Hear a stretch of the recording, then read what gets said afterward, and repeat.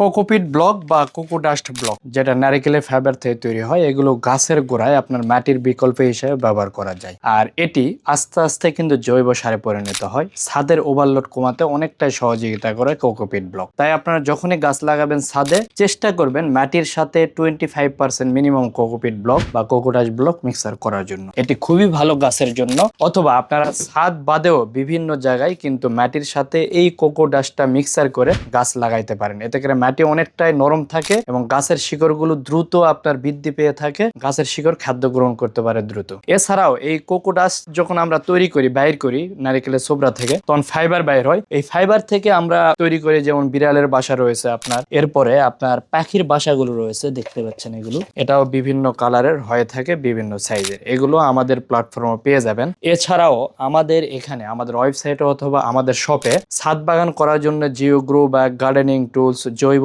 সার, রাসায়নিক সার এবং সকল ধরনের যে বীজগুলো রয়েছে, এই বীজগুলো কিন্তু আমাদের ওয়েবসাইটে পেয়ে যাবেন অথবা আমাদের শপে এসেও পেয়ে যাবেন। ছাদ বাগান রিলেটেড যে কোনো প্রোডাক্ট অর্ডার দিতে আমাদের স্ক্রিনে দেওয়া নাম্বারে ফোন দিতে পারেন অথবা আমাদের ওয়েবসাইট ভিজিট করে আমাদের অর্ডার করতে পারবেন।